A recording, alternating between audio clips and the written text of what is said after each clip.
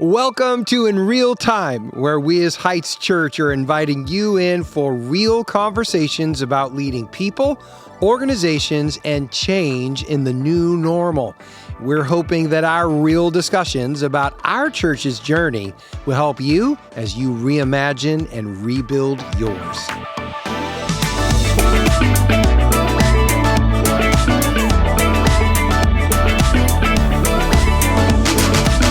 Hello, Craig Sweeney here, and welcome to another episode of In Real Time, where we're having real conversations about leading people, organizations, and change. And today I am joined by two of my teammates, and I want you to introduce yourselves. Yeah, my name is Tim Layfield. I'm one of the associate pastors here. Very nice. I'm Jen Yarbrough, and I'm also one of the associate pastors here. Very nice. And it was pointed out earlier by Miss Jen that we basically look like a mint Oreo cookie right now with the black. I'm the flavor. I'm bringing the flavor. There it is. Oh, boy. Mint. That's a lot of flavor right there. Mint. That's why I don't do mint. I don't do mint. What? Anyway, yeah, mint chip. It's my wife's favorite, but I'm not. Understand that business. Not into it.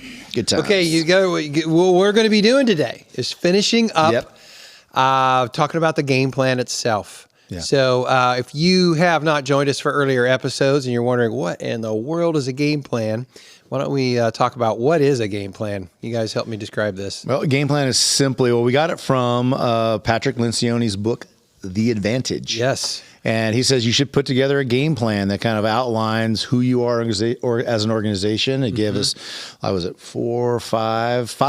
different areas. So we go with why do we exist, right? Yep. Which is really our vision and our mission statement. And right. we have how do we behave, which includes our core values. Right. As a church. Overall as our core values.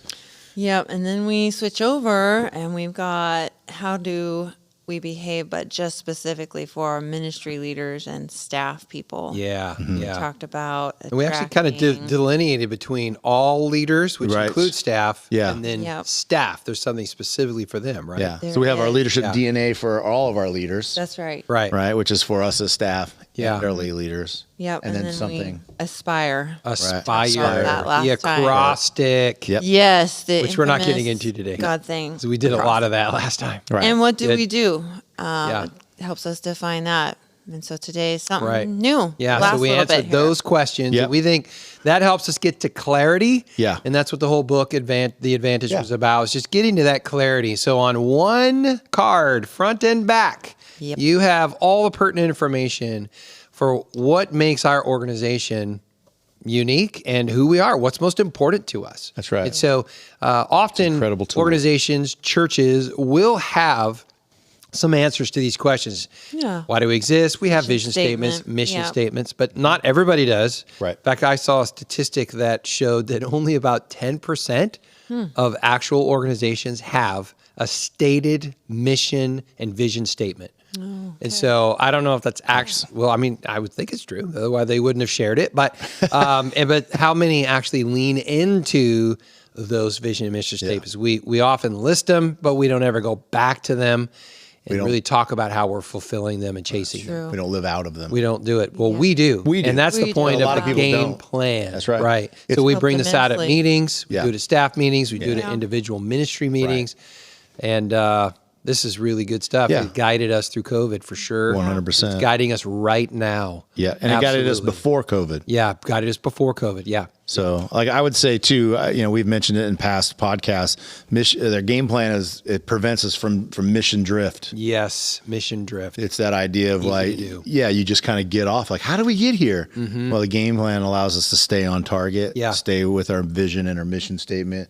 Helps us to lead our leaders and how to act, how to respond, how to behave. Yeah. Like, you could easily get off. And so this is that great realignment tool. Yeah. Because when we do what we do, which is, most of what ministry revolves around is the weekend, right? That weekend services are coming up every 7 days, right? There it is. And so it's easy to get into that routine of, all right, well, let's just come back again next week.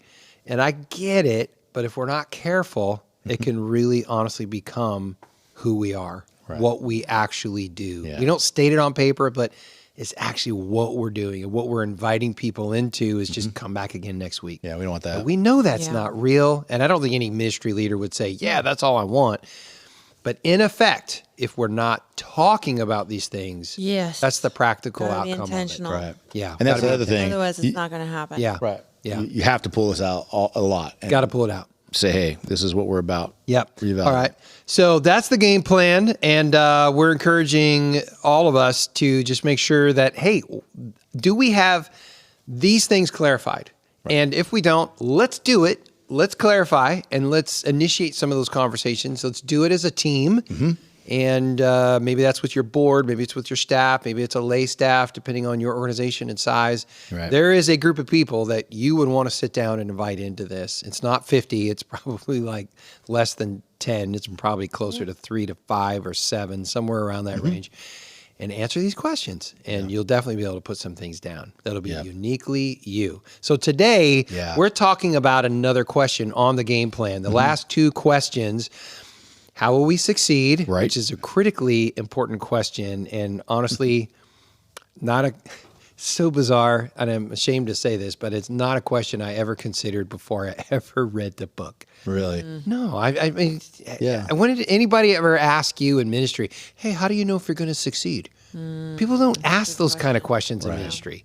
Yep. You know, I mean, if you're in business, it's like, well, I know we'll succeed if we sell this much product in this a quarter. You know, that kind of thing. We made this many widgets, and therefore we're excited. Right. Well, it's not that way in ministry. No. It's so hard to quantify. Because it's usually a number. You ask, hey, like a camp. How do you know you succeed at camp? Well, last year we took 100. Yeah. This year we want to take 120. Right. Or children's ministry. We had our summer program. You had this number. Right. Usually it's numbers or it can be. Volunteer. It often is. Yeah. But you're right. But this is not that. Yeah, this is not that. Okay, and when you bring that up, it makes me think of something. Again, how do we succeed? How do we know we're being successful? Well, let's just be honest. Right now, if you look at current statistics, almost every church in America is sitting at somewhere between 45 and 65% of who they were pre-COVID. Yeah. So that means all the numbers are less than. Yeah. Right. And we don't think of that as success. Nope. And the goal can't be, I just got to get back to that number before. That's right. Because that's just an elusive number. I can't really, it matters, but it only matters to the extent that it matters. Right. That number. The real question of how we succeed, it's answered differently. And it's not answered with how much came in the offering, how many people showed up. Those 2 things are important. I'm not saying they aren't, but they're only a small fraction of the overall answer to how will we succeed. Yeah. Right. And so that's really what this question's drilling down on. And so it's helping us to think about it differently. And this was a question I know through COVID, last 2.5 years. And right now, as we're moving forward, we're asking, and it changed. Sometimes it changed weekly. Honestly, there were times they probably changed daily. Yeah, within the day. During the pandemic. Early Then it started months. being weekly. Then it was monthly. Then it might have been quarterly. Yeah. But it was crazy. So the game plan, we typically bring these out about every 3 to 4 times in a year. Often during the different seasons, maybe at the beginning of the year, maybe another one somewhere around when springtime's showing up, another one for summer, and another one for the fall. Right. And the reason is because different things are called for these different seasons of time. Right. So we naturally see these rhythms in churches. And so it just helps us to think about, hey, the next season, how do we know we're being successful? Right. What is it that we need to pursue?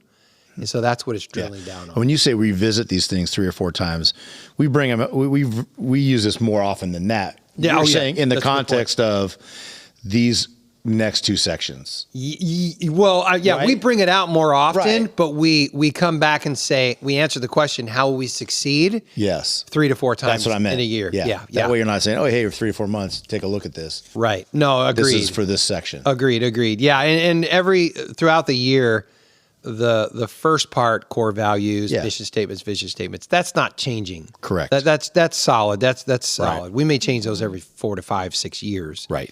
But the will we succeed really will change season to season, seasonally, quarter yeah. to quarter. Right. Yeah. So Whatever's that's top priority. That's the important part. Yeah. And then the next thing ahead of us. Yeah. So we don't revisit the core values to change them. Right. We revisit the core values to see if we're meeting that standard. Right. Correct. Yeah, that we do. That's what I Yeah. meant. Mm-hmm. Okay, so let's dig into this. So let me ask you this: how meaningful is it to you as staff, teammates, leaders in the organization, people who are following you, asking you questions and wondering, hey, what is most important right now?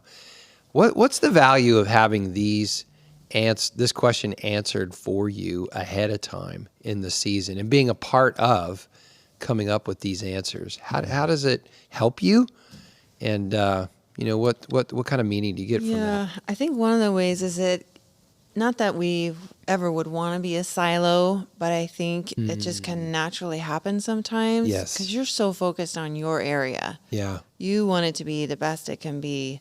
But what I love about these three things, and sometimes there's more than that, these are more church-wide. This is big picture. How will we succeed? Yep. Right. So it causes my focus to shift back to, okay, big picture. Yeah, this is my area of ministry. It's crucial. I want to do the best I can here. Yeah. But what's going on church-wide? How can I do whatever my area is so that it's building into and staying on board with what our whole organization needs are right now. Yeah. Which I think is really important. Just It is. keeps us open to what we're supposed to be doing all together. That's really good. So let's give them an example of what we're talking about. So I've got our game plan from spring of this year. And the first thing, we had 3 things on how we succeed.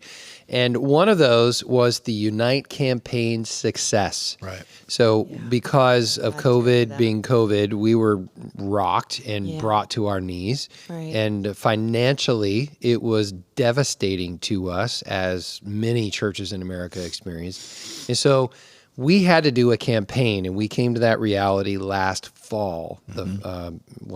Coming up last fall, we knew that's very likely where this is going, a full-on campaign to get things back together, because we were having to lay off much of our staff, or at least 4 of our pastoral staff, which would have been devastating to us. So we needed to do a campaign. When we came into the spring, we were already in the campaign, but it was extending from that early part of the year, which had been winter, and into the springtime. Correct. So you're over Restoration Ministries, among other things that you do. And how would this have affected you? So did Restoration Ministries go to the side and you didn't do anything with it? You just shut it all down in order to just focus on the campaign altogether? Or were you able to, how did that work with you in Restoration Ministries? Because we didn't just stop everything. No. Yeah, and I think because of my role, my answer might be a little different because I'm also over administrative. Yes. So I'm office administrator, executive assistant, all of that. Yeah. So I knew a campaign, that was where my tasks were going to be coming from. Yes. The bulk of my tasks, lot of the bulk those. of my hours.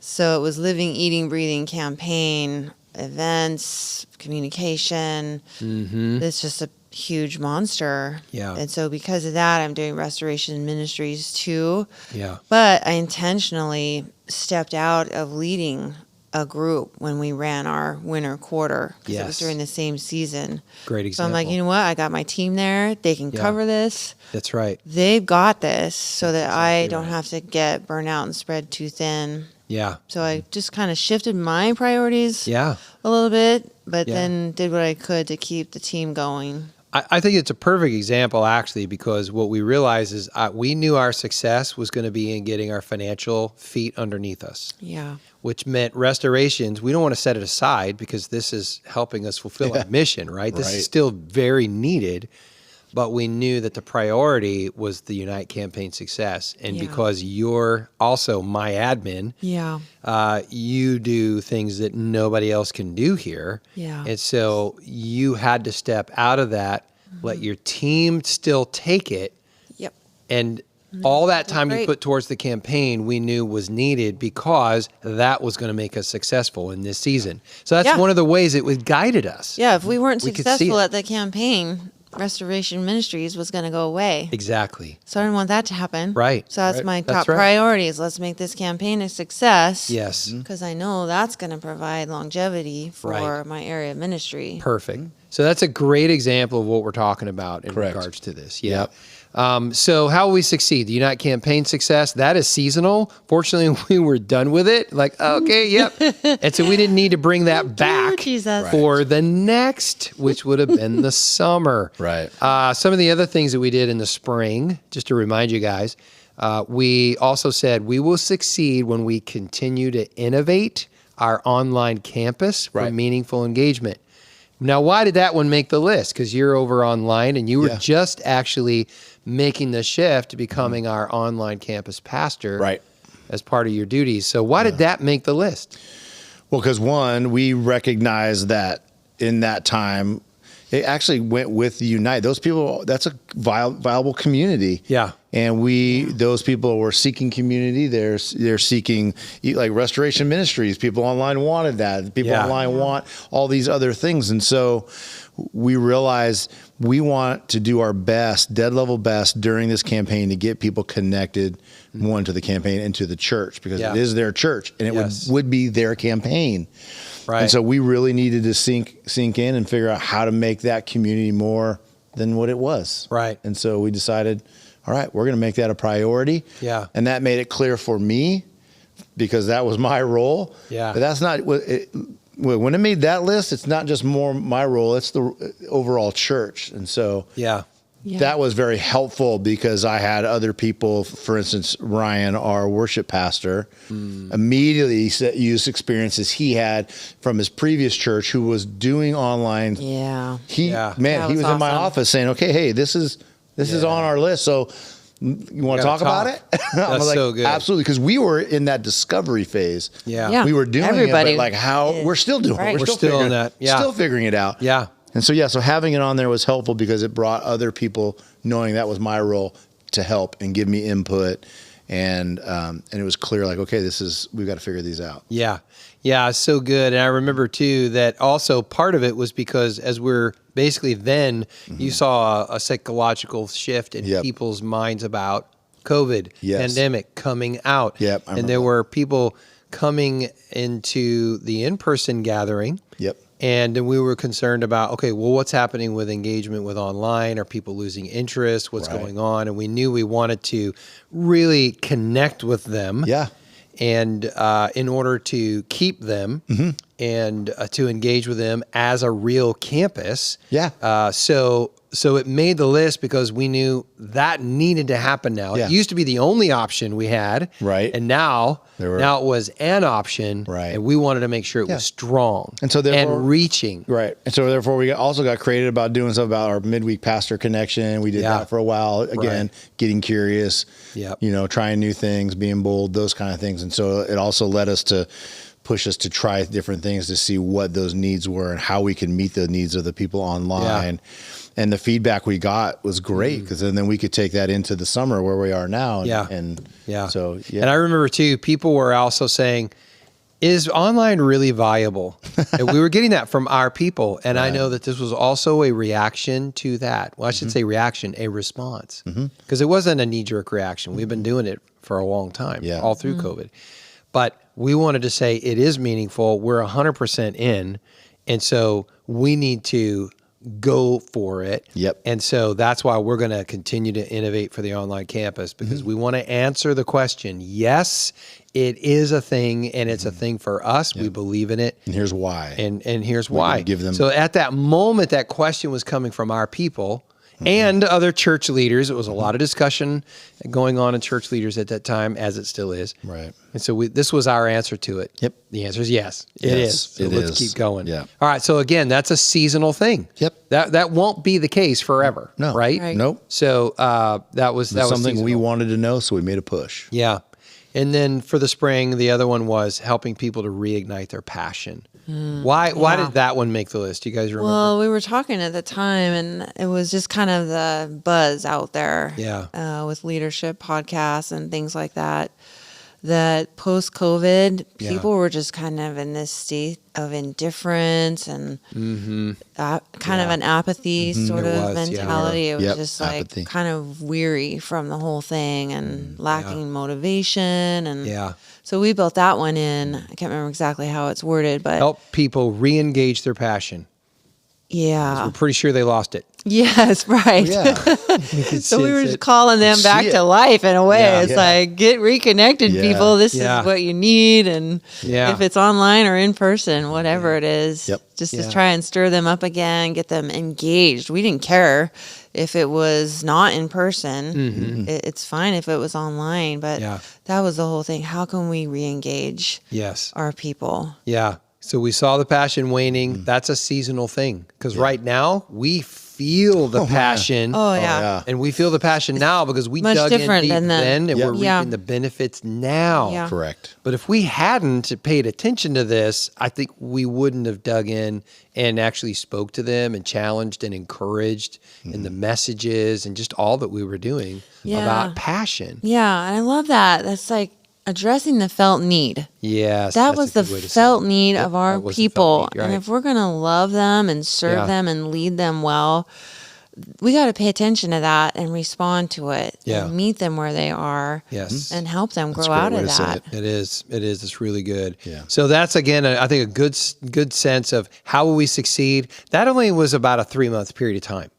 Right? And then we're like, okay, in 3 months, we're going to see where are we at now. And 3 months later, we did ask a question again. How will we succeed? Well, now this is the spring. Now the summer game plan, we have 3 different things. Yep. Yeah, now they're not completely different, but they are different. Yeah. And so, how we succeed. What do we got here? We got celebrate and encourage generosity. I know that was just like the follow-up to the one we had before that. Unite. On the Unite campaign. It's like now that we've got commitments in, we know where we're at financially, how can we keep that momentum strong? How can we keep celebrating this generosity and keeping the prayer going for that and just not dying out on that. Just need that encouragement. Yep. Good.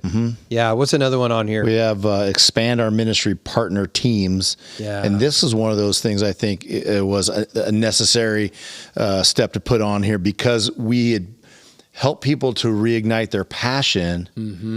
People were in this space coming out of the pandemic where we saw people coming back to church. People were getting more comfortable. Their passion was being reunited. So all of a sudden we saw these ministry needs. So like they're growing again. Pastor Jennifer in the children's department, all of a sudden she's like, we have this many kids now, but I only have this many leaders. And so we thought, okay, let's create an urgency of expanding our ministry partners. We see it in student ministry, all of them, even down to our facilities volunteers who come and help the full-time facilities crew. He was down on help. So we realized, okay, we're starting to grow. Numbers are happening. Ministries are expanding. We need more volunteers. So we said, all right, we're going to make a we all got to lean in. But we didn't set aside restoration ministries. No. We just knew that, hey, if you come across somebody there that could volunteer and join one of these teams, then you were going to encourage them to do so. Let them know that ask there. That's how the value of the overall success really Mm-hmm. comes to play in each of the ministry pieces. And when it's when it's a whole team aspect, right? You mentioned earlier, these things, this is overall. We're all pushing for these things. You could have met somebody on your restoration team that said, hey, you might want to work in student ministry. Or you may want to work here. Because we all are working together. Hey, you're a musician. You should check out our worship team or whatever, right? It's all of us working. Team. Our production team. We're all working together. Yeah. Because we know it's a measurement how we're going to succeed. We want to build our ministry teams. Yeah, it's good. Not just my team. That's good. All of our ministry teams. What about this last one, Craig? Why did this one make the list? Increase the reach of our ministries. Because honestly, what we had been doing, we found that we were in just kind of, how would I describe the mode? We were just in like, okay, this is all there is mode, right? It's Right. like, okay, there's 10 of us. And we're like, no, it's time to reach out. Figure This is that out. bigger than just us who are here right now because of COVID, those who have ventured back out. It's like, no, it's time now. The psychology of people is changing. They're willing to come back. We need to invite them, re-engage with them. And so we wanted to increase the reach of our ministries to touch people in our city, those people, the duns, the nuns who have left the church. It's like, no, we want to increase our reach back to you and pull you back in, because that work that God created and started in you, he wants to finish it. Yeah. And he's going to use his local church. He's going to use our church. You're connected to us. We are coming back and asking for you to re-engage. And so we want to increase the reach of our ministries. So that was part of that, is just recognizing it's not just about who's with us right now. We need to reach back in and start growing these ministries again. Yeah, and I think included that part too about knowing this is the new norm. So it's like, wow, we got to keep strategizing about how do we increase the reach with this and this whole change that the pandemic has brought about. Yeah. It really is thinking differently and even doing some things differently and trying to research and find out what can we do more effectively. Yeah. So it's just part of what's been continuing since we're now in a It's different true. place. I think the other part of that I'm remembering now as well is that we increased the reach of our ministries, but to increase it, what we recognized we had to do was actually assess what is it right now? Because before, like Pastor Jennifer, you were talking about her. Okay, so she had 87 people volunteering in children's ministry before COVID. Correct. Okay, but at this time, she needed to assess how many of those people are still with me. Well, we needed to come to a place, because people all through the last year and a half have been coming back, straggling here or there. Well, I'll be there in 3 months. I'll be here, blah, blah, blah, blah. Kept getting all these stories. Yeah. It was time for us to say, okay, who's here now? Who's here now? What can we count? Okay, there's 65 of us in children's ministry serving. Now it's time for us to increase that back to 70. We need to get to 75. Right. We know we got 65, and we know that other group is not with us anymore. And so we needed to do that assessment and come to the grips with what the reality for us is today. Yeah, because we didn't really know up until then. Right. This is when we were figuring it out. And until counting heads in the camp to say who is now with us. And until we did that assessment, you could literally continue operating with that. It's like in the waiting room. Will they come back? Are they coming back? That's a great way to say it. It's a waiting room. Will they come back? Will they come back? Yeah. They were with us for 5 years, but we haven't seen them yet. And so, or they kept telling us they were going to. Yeah. But at some point, you just have to put a stake in the ground and say, okay, here's who's with me now. Yeah. And those people may come back, but we've got to move forward, start recruiting, start increasing our ministry partners so that we can prepare for what's coming. Yes. And that's our growth. Yeah. We're not mad at you, but we do have to move. Yeah. We got to move on. Right. Yeah, remember that conversation you had with that family? I think it was this past weekend, and the impact that they didn't even realize was happening. Best Buy. Oh, right. Yes. And so that was so important. Yeah, I was talking to a family that goes to a different church, and I haven't seen them for 5 years. So we were talking about just things, and COVID, of course, came up. They wanted to know how our church was doing. And so I was explaining to them just how damaged the American church has been through this, and 45 to 65% of pre-COVID attendance, and they were shocked. And they said, well, you know what? That's starting to make sense, because when we look at our church, we recognize all these people are new. It's like so many of the faces before COVID. Yeah. We don't even know where they are. We keep asking, what happened to so-and-so? What happened to so-and-so? Why are we smaller? And then there's these new people who have come in. They said, it's so different. But they said, we haven't heard any of this. Our pastor hasn't said a word to us about any of this. He hasn't addressed any of these things. And they said, but now when you say this, it makes perfect sense, because we've experienced all that you've said. We just didn't know that was happening with everybody else. We thought it was just our church. Yeah, I know. So to be able to tell them, no, this is everybody. And then they were recognizing, oh, okay, so this is the new reality. And so that was helpful to them. Right. And I think that's where a lot of people are at. And that's one of the reasons for this podcast. Right? Because where are we going to hear about what's happening in other churches, these conversations, what's going to happen when people decide, we'll tell you. And so that's why we want to tell you. And there's good, there's bad, there's been some ugly. Yeah. Because when we assessed those numbers of who's with us now, it was a whole lot of people who weren't there. It was a little depressing. It was. It really Grieving. was. We were talking about grieving. We had to grieve. Wow, we got we literally had staff sessions about grieving. Yeah. But we had to needed do it in order to move on. Yeah. Because you can't move say, on. okay, now what, God? Exactly. So that's part of that. Yep. So that we knew was part of our success in the next season. Yeah. And because we did it, we've emerged from the summer strong. And now we enter into a new game plan with new things on it about what we know will make us successful. That we believe if we lean into these four things, we will be successful. So that's what this whole question is about. How will we succeed? Well, what's your organization? What is success needing to look like for you? How will you know when you get to the end of the season, say January 1, 2023, how will you know that you were successful over these next few months? Well, think about it. Yeah. And I do believe that you'll have an answer or two. Yeah. All right. Now, the last question that Lencioni asks that we put on the game plan as well is, and this is a simple one, this won't take long. What's most important right now? It's only one thing. He calls it the rally cry. Right. What is the rally cry around that everybody can come around? Yeah. And what made our rally cry for spring and for summer, you guys want to give it to us? Sure. Go for it. Let's take bold steps. Yeah, let's take bold steps. This is one of my favorites. Yeah.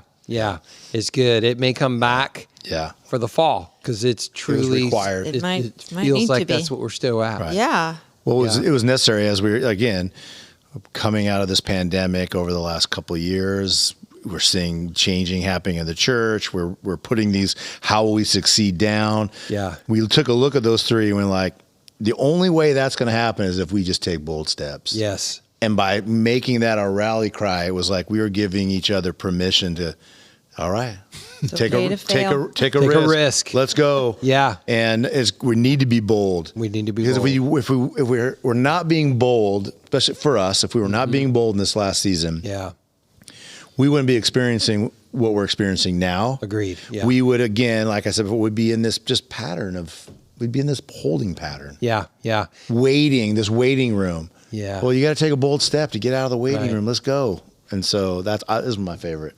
Back to what you were saying, I think we saw indifference and we wanted to meet indifference with bold. Yeah. It was a challenge for us too. Yeah. I mean, there was fallout for us coming on the other side of COVID too. Yeah. Where there was us like, wow, we just been through a hard season, but we didn't get a break. We had to keep going. We had to help carry our people through this. We did a 3-month campaign. Right. At the end. And so now we're supposed to keep making this thing happen. It's like torture. We changed our name in the middle of the pandemic. Then we do a campaign. 26 different individual meetings that I was in, and you were a big part of making happen. Work of the Lord carrying us through. I know. I was in those evening ones. Yeah. So it's like good for us. That's what you have to do. It was wonderful. It was good. Bold steps. We're going to get there. We're going to make a difference. But that's a rally cry for us not to let ourselves take a little break. It was an encouragement and a reminder along the way. Mm-hmm. Especially that's how we use it. At times you can feel beat up. Like, nope, let's go. Take bold steps. So, hey, I'm thinking about this. Take a bold step. That's right. That's good. So as a senior leader, it meant a lot to me, everything to me, to know that there was clarity about what was going to make us successful. I knew that everybody on the team knew. We all came up with these, so I knew we were together in agreement, and I felt great about it because ultimately, I have last say on these because I have to be just kind of that general editor of how's this all moving. Mm-hmm. But honestly, how we operate nowadays, it's just we get there together. Mm-hmm. Yeah, and I just want to speak to those senior leaders who are worried. Oh, I don't know if I want to open up that kind of a discussion.